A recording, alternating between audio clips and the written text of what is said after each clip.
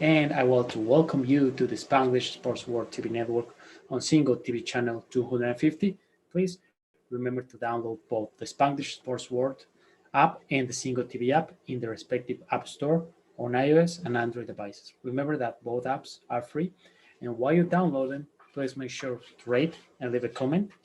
Single TV is also available on Google Chromecast and Chromecast TV sticks, Amazon Fire and Fire TV sticks, Roku and Roku TV sticks, and also on all the smart TVs 2016 forward. So, well, my friends, we have a UFC event this Saturday, and it's going to be packed. We're going to have 16 fights, sorry, 6 fights. And well, we're going to talk about this. We're going to talk about UFC Fight Night, Bronson versus Holland, my predictions. We're going to go through all the fights in this card, and I'm going to give you my predictions on why. Then I will talk about what's next for Derek Bronson and Holland. And then we'll talk about Robert Whittaker versus Costa. There's an update about that fight. And then we're going to wrap it up by talking about Kamaru Usman versus Jorge Masvidal 2. Okay, so let's start with the first thing, UFC Fight Night, Bronson versus Holland predictions. So, like I said, this fight is gonna be pretty packed, and we have six events for this one, and let's start from the top. Okay. So first we have Cheyenne Boyce versus Montserrat Ruiz in the women's strawweight division.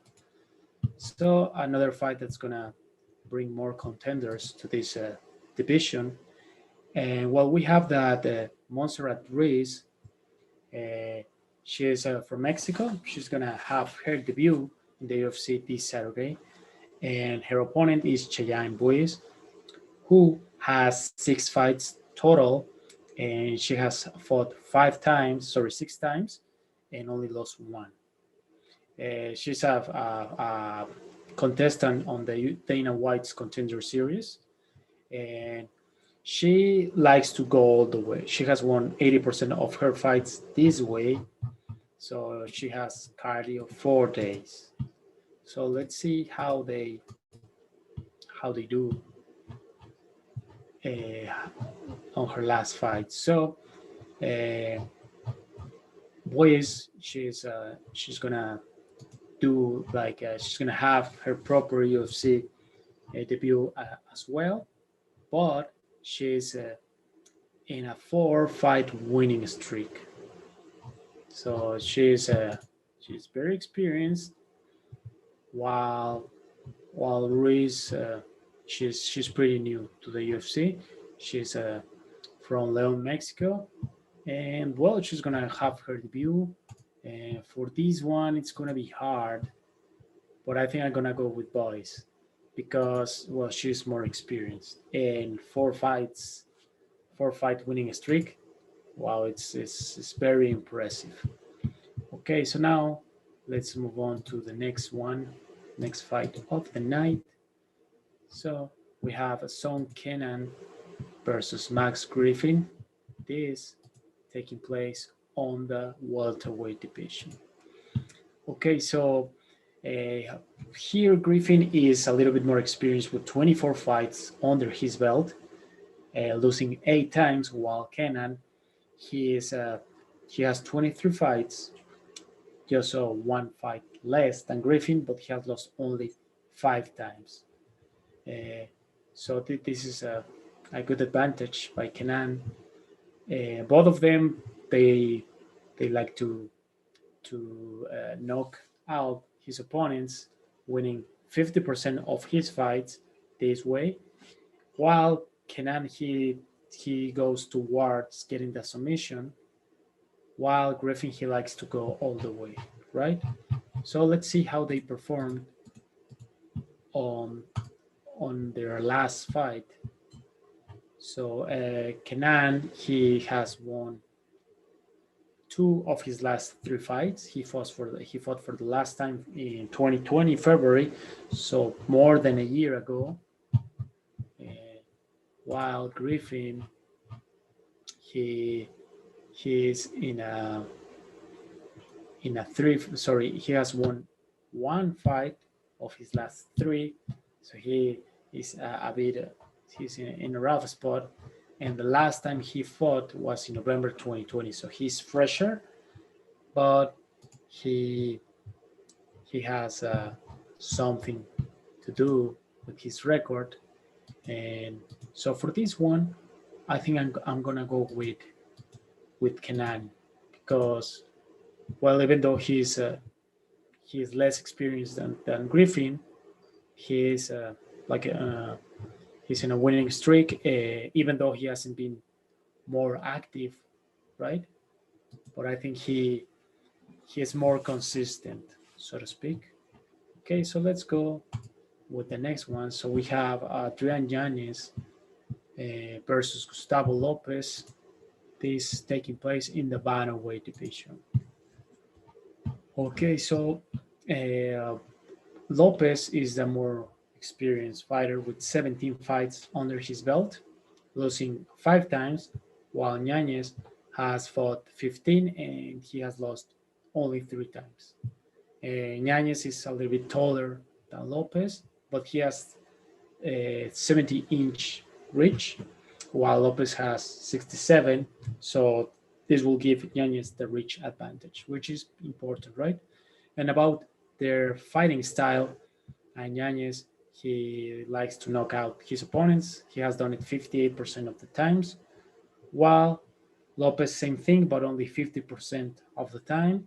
And we could say he's a submission artist, because he has won this way 42% of the times.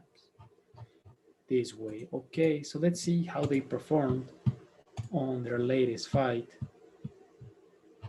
So we have that Yanez, he has just 1 fight in the UFC. He fought in October last year, 2020, and he won this fight. So he's fresh. He won his last fight, so he must be pretty motivated.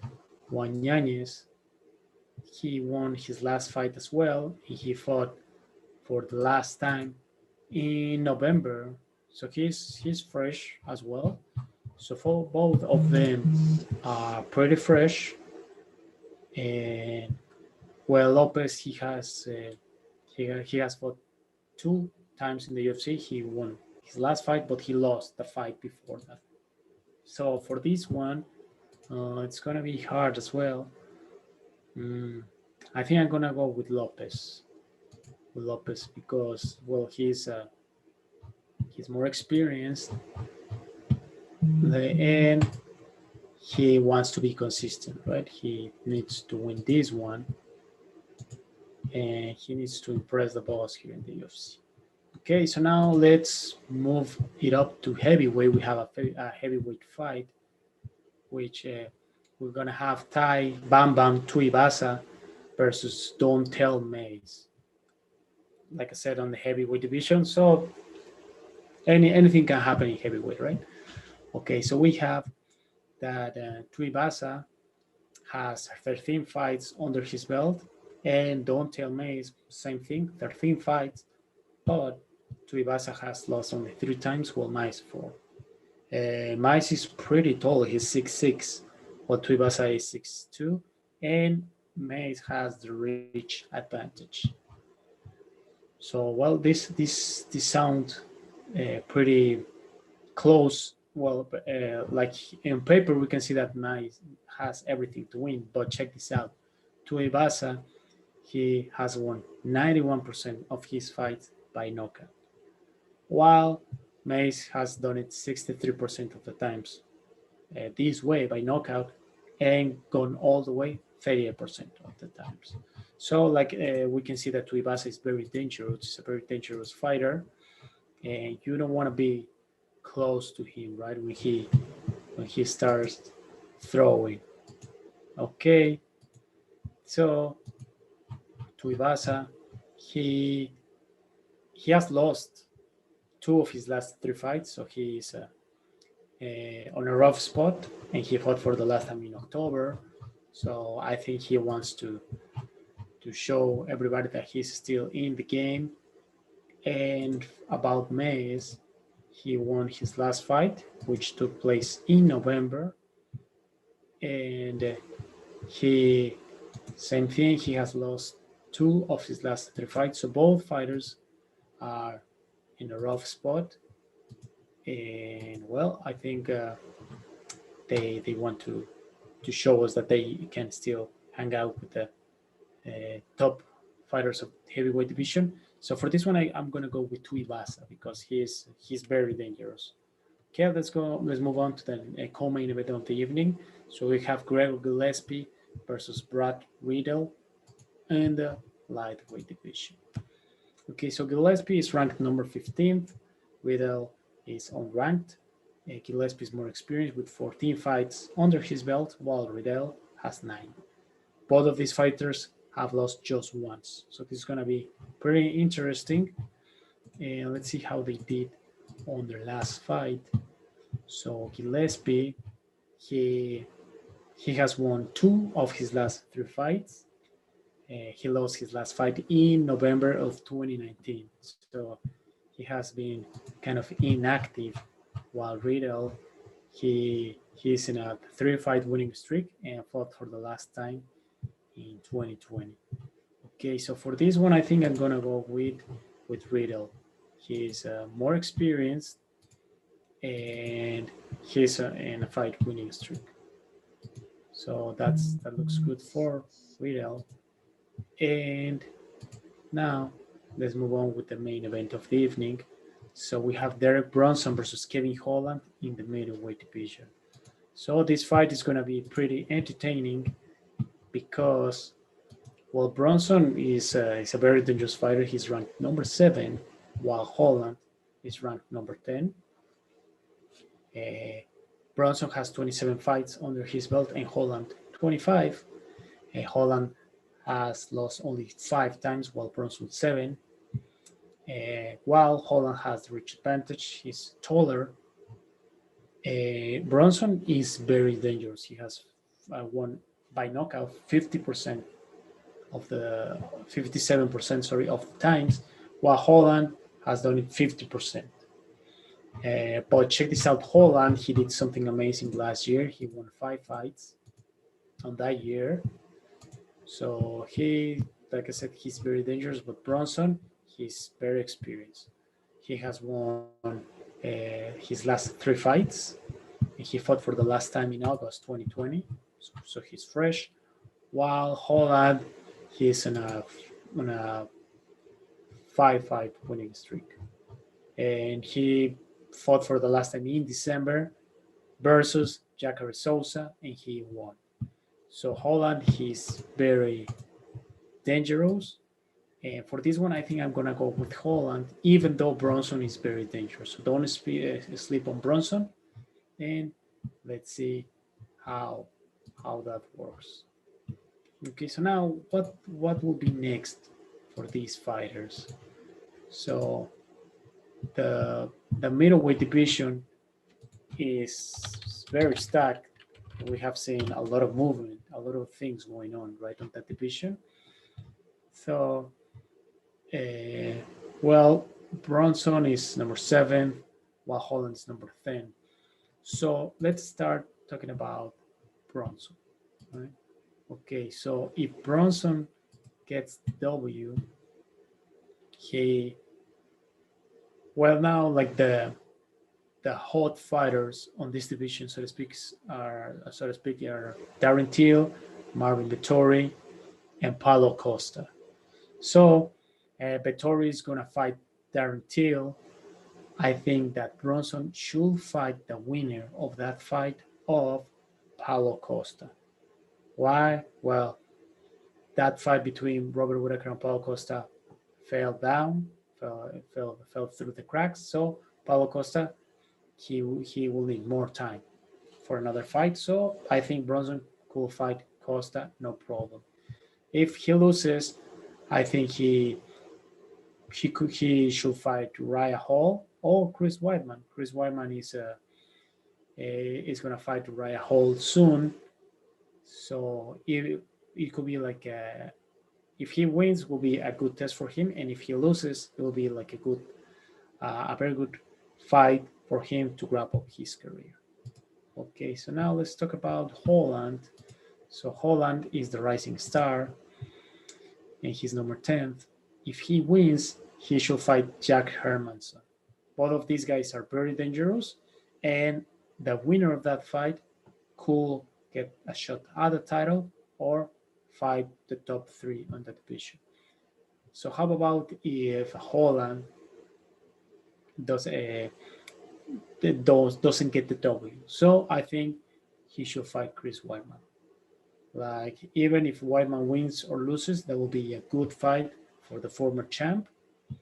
It will be a very entertaining fight and a great way to wrap up Weidman's career because, well, Weidman, he is very stubborn. He wants to keep fighting, but I think it may be time for him to wrap up his career in the UFC. He could go to Bellator, but yeah, Holland is very young, and he has done something amazing. 5 wins, 5 out of 5 in 2020. So that year was very chaotic for most of us, but for Holland, that year was his year. Okay, so now let's move on. Let's talk about this fight. Whitaker versus Costa. Okay, my friends, so I'm sorry to be the carrier of bad news, but well, let's start from the beginning. So Robert Whitaker, he was scheduled to fight Paulo Costa in April 17th as a UFC Fight Night main event. But yesterday, Paulo Costa's brother and coach, he said that Paulo, he got COVID and now he has the flu. But the thing is that he hasn't recovered 100%, so they had to withdraw the fight. They wanted to postpone the fight for a couple of weeks, but Costa seems pretty sick, so they had to withdraw from that fight. Obviously, yesterday, like it was all over the news, all over Twitter, Instagram, but it was a rumor. So then it was official, and the UFC they thought about canceling the event, which will have put Costa back to the title picture because if he beat Whitaker, he that will guarantee a shot at title, right? But then a lot of media outlets they start asking for Kelvin Gastelum. And Kelvin Gastelum, I think he asked for the fight, and like they say, ask and you should receive.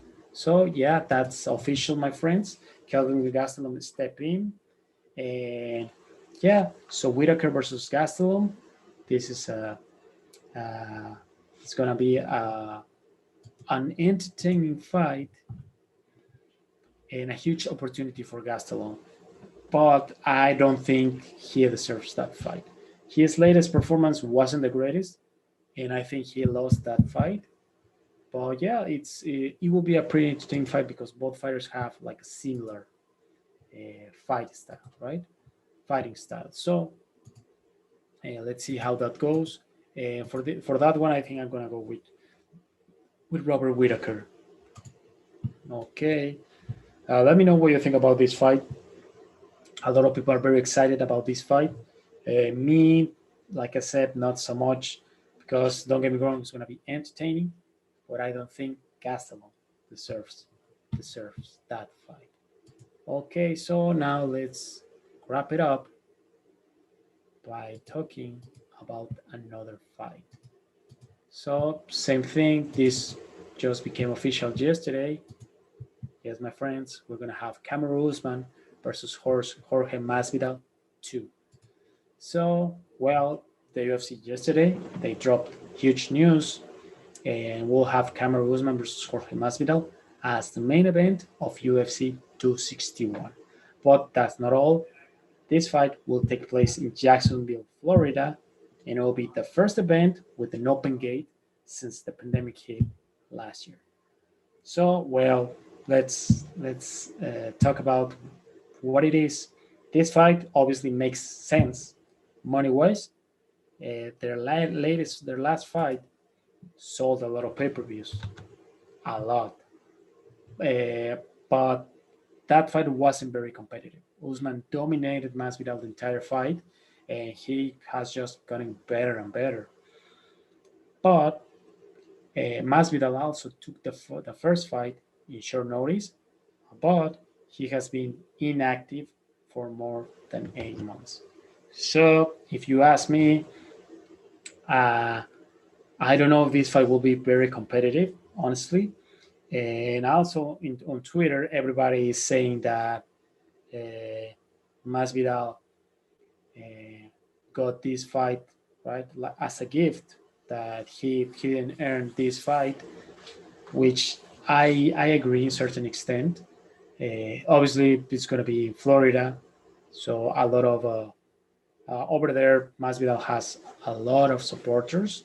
So obviously, that fight is going to sell. It's going to sell like crazy. And some people they're saying that even though Masvidal will have proper training for this fight, he'll get dominated again. So most people are expecting this fight to go 50-45 by Usman, but anything can happen, right? Masvidal could like pull off the upset. I don't know. Obviously, I would love this fight to be very competitive, but I don't know what we saw the last time. It wasn't the best. And when Masvidal won the BMF title, he fought against Nate Diaz that he wasn't like on his best shape, right? So let's see. There you go, my friends. Kamaru Usman versus Jorge Masvidal 2. Let me know what you think. And that will be everything for today. So we have great fights coming up. So there's no better time to be an MMA fan than today. So, well, my friends, that was everything for today. I would like to remind you about UFC Fight Night Bronson versus Holland this Saturday at 10 p.m. Eastern Time, 8 p.m. Mexico City time. Tune in Mondays for results and analysis, and Wednesdays for predictions and analysis at 7 p.m. Remember to follow Spanglish Sports World at Spanglish Sport W or on Twitter, Facebook, Instagram. And remember, this is a conversation. Let me know what you think at Enrique Trumps MX. This show can also be heard on Spanglish World Radio Network. Please check out SpanglishWorld.ca for all the news and programming. Spanglish Sports World. Watch it, hear it, read it, download it, live it. I'll see you